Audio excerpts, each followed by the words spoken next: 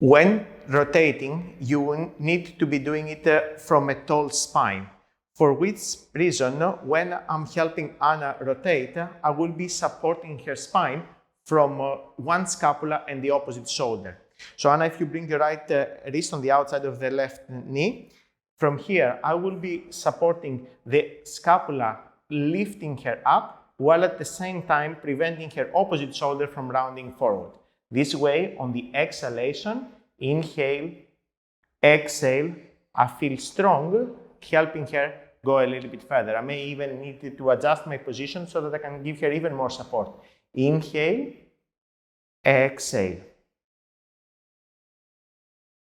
A lot of the times, you may need to let them establish their position for a few breaths before you help them go a little bit further.